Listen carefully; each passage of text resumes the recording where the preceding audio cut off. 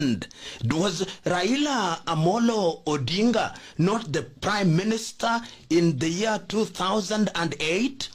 Don't we remember the conflict between Raila Amolo Odinga, the prime minister, and Kalonzo Musyoka, the vice president, and the conflict in parliament which allowed Marende to deliver a decision which we described by the media as Solomonic? Wasn't there conflict? Did we not have Uhuru Muigai Kenyatta as a deputy prime minister? Did we not have Musalia Mudavadi as a deputy prime minister? Did we not change that in the Constitution of Kenya 2010? Why are we bringing it in after only 10 years? Then we are told, and I am a supporter of women's involvement because of the historical disadvantage that they have suffered over the years. I am therefore affirmative action. I supported it at Bomas and I do. But look at their prescription. We introduced 360 seats. And if we don't get enough women, then we go to the party list, and on the basis of the votes that have been cast, we top up until we get a number that ensures that there's no gender is more than 2/3. We'll do that for 15 years. They have now introduced a term limit. Our parliament could end up being one of the largest in the world relative to our GDP. Do we want to do that? Then you go down to the counties, it is the same top up, and they now cap it up as 10 years. I mean, it is so sad that a country that is so bedeviled with problems is now adding more. And then I hear somebody telling me, oh, the prime minister will not earn a higher salary. What is a salary in the life of any public office? It is the other hidden costs. Tea of 11 million in your office, per diems, the vehicles. Salary is 0.00001% of what it takes to take care of an office. And then we are told many things are going to happen with BBI, that Higher Education Loans Board was one of them. Really? Shouldn't the Board of Higher Education Loans Board sit there? Then we are told that the youth are going to have tax holiday. Oh, if you don't have work, what is a holiday in the first place? If you don't have work, what is the value of a holiday? Then you create a youth commission. Don't we have many of those youth things? You actually have a ministry. Yeah, we have a ministry for youth. So what is the commission going to do that the ministry cannot do? So when you look at the BBI, and it's so painful that the political leadership thinks, this is what pains me as a Kenyan, the assumption that Kenyans are so stupid, so stupid, so desperate, that they can be told what to do and they will not question it. And we are now being told there is no time. Time for what? Who is Kenya being wound up? Kenya is the next, and we'll die and leave Kenya here. There is time. We need not and we must not have a referendum before the next election. In fact, I dare say, because of the poisoned environment, let us postpone this BBI business until after the elections in 2022, when there is sobriety.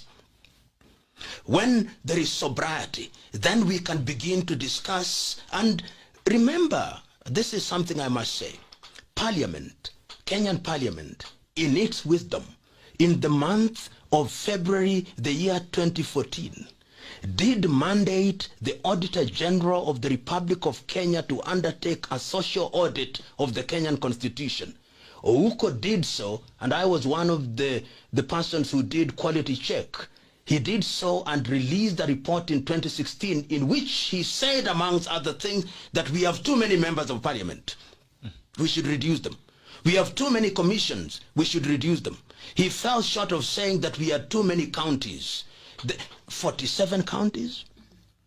The United States of America, with a population of 330 million, with a GDP of 20 trillion, has only 50 states. And yet, as I speak to you now, it is more expensive to take care of a Kenyan governor than it is to take care of a governor in the state of California, which is only one state and whose economy is 15 times larger than Kenya. Who said we needed deputy ministers? What do? I only know 3 members of parliament in Nairobi. Only three. What are the members? I don't know the others. I don't know my MCA. I don't know what they do. Now we are saying that we have had the NMS. Nairobi is going to be added 12 constituents. To do what? If there were MPs working, MCAs working, why would we have General Badi being appointed by President Kenyatta? What are they doing? Tell me another thing. If you have a constituency development fund, why do you need a ward fund? Is the ward not in the constituency? And indeed, if you have the county government with a governor, why do you need those funds? Why don't those funds just go to the county, and then we have a vote for the constituency and a vote for the ward?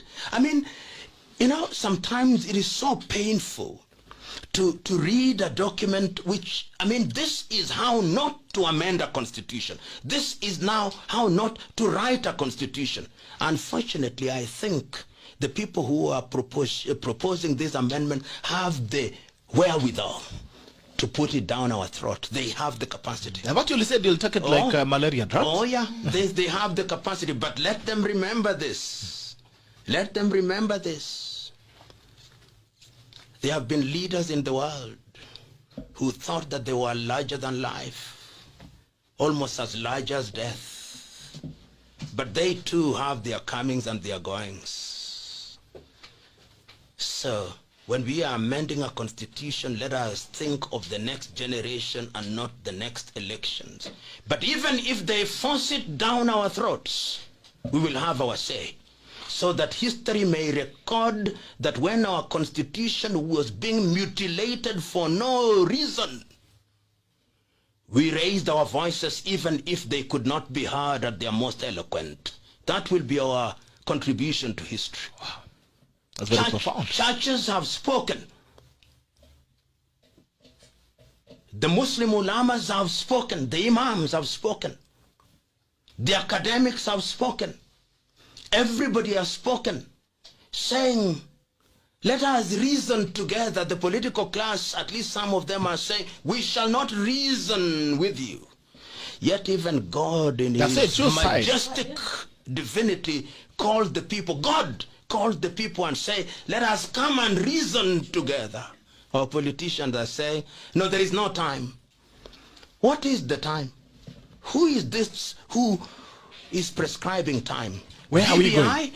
I will wake up very early in the morning to vote no. Very early in the morning to vote no, even if I'm on the losing side. Unless people retreat and say, let us reason together. Wow. That's very profound. You've gone back to history. Even before I spin back the history of BBI and all these conversations, how do we protect our constitution? You've talked about mutilation of the constitution. How do you protect it to an extent that you don't wake up tomorrow, P.L.O, we come, we shake hands and we say, now let's solemnize our marriage, a political marriage, the change of our constitution. How do we protect our constitution from personal pursuit of personal gratuities? You know, I've been reading, I've read a few friends of mine who are as frustrated as I am. I've read Yashpal Guy commenting on this. I've read my good friend Ahmed Nasser speaking about it, David Ndii, I've heard Martha Karua. I've read the thesis which is written by my good friend Professor Githum Wigai, who talks about the amendments of the Constitution. And Githu, in an article written in 1993 when we were at the CKRC, said that the Kenyan Constitution has been dismembered so badly that we do not know how to deal with it. During the same year, Professor Ali Mazrui, the late, said, if African politics is ethnically prone, can we have ethnic-proof constitutions? We introduced Articles 255, 256, and 257 in the Constitution to create an environment where it is not easy to amend the Constitution. But see how we had an attempt to amend the Constitution through Okoa, Kenya, which failed. We had an attempt to amend the Constitution through Punguza Mizigo, which was not allowed to proceed. We now have an attempt at amending the Constitution through BBI. Even through BBI. It would appear that the appetite of the political class, the current political class, to interfere with the constitution is so deeply seated that even when you want to create a rigid environment, they don't care. You know, Bitok, when you hear that we are going to spend 14 billion to undertake a referendum, and I'm told, I do not know whether it's correct, they have never released the amount of money that they spent in this BBI. So far. They haven't, but it must be in the billions. And at the same time, doctors are dying because there is no PPEs. Wow. At the same time, our children are dying because there are no masks. At the same time, people who supply desks have not been paid. At the same time, my good friend Fred Matiang'i, Dr. Fred Matiang'i, says that 40,000 police officers don't have police uniform because we have no resources. At the same time, we are borrowing money from the IMF. At the same time, we are having the Kenya Power increasing tariffs. At the same time, we are paying for SGR through taxes. At the same time, those who did work for counties cannot be paid. At the same time, counties have not received money for the last 3 months. Then you tell me that the priority is BBI, then I cannot understand you. Then I lose you. Then I do not know who you are. Then I do not know what you want. Then I do not know whether you love Kenya. Then I do not know what you intend to do with Kenya. And that is my frustration with the people that I call the BBI Knights. What? What? The country is on fire and you are not bringing the fire engine. You are asking us to build a new house. We forget about the old. Educate me. Persuade me. Not through insults. Persuade me by force of reason. And we are ready to be persuaded that that is the priority. It is true that our constitution can't be improved. But what can never be improved? Let us implement this one first. Unfortunately, when God wants to destroy a country, sometimes it makes her leaders impervious to reason. I hope that this is not the case with our country. People out there must now ask, we are told that BBI is going to transform our lives. I want to talk to the people in Nyanza. How will BBI revive Sony Sugar, Muhoroni, Miwani, Mumias? How will BBI revive the cotton industry? How will BBI revive the cooperative industries, the fishing cooperatives? The people in Mombasa, how will BBI help Ramisi? How will they help Salt? How will they help Cashew Nut? Those who are in Central Province, is your milk going to be better produced? You are going to have better milk because of BBI? Is the coffee yield and the tea yield going to be improved? In Kericho with Finlay closing, will BBI change all this? The young men and women who have lost in Ministry of Tourism, on the day that we endorse BBI, if it will happen in the month of June, will we now create 3 million jobs courtesy of BBI? Or will merely have created the offices of the Prime Minister and Deputy Prime Ministers and the opposition, and will have renamed Cabinet Secretaries, Ministers, and will now give MPs a career progression of being cabinet ministers and have deputy prime ministers?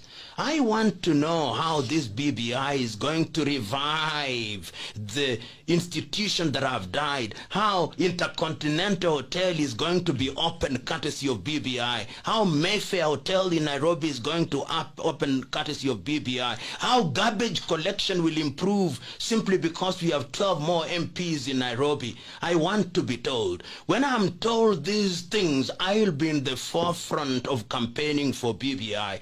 Tell us, don't intimidate us, don't threaten us, don't troll us, don't insult us, don't cajole us. Just tell us, just reason with us. Like God said, let us come and reason with the people. Accept that you do not have the monopoly of wisdom. You are mortals just as us. You may mean well, but when you have too many people asking too many fundamental questions, turn back and said, Waswahili husema, baniani mbaya, kiatu chake dawa. Sisi ndio baniani hao wabaya, kiatu chetu huenda ni dawa.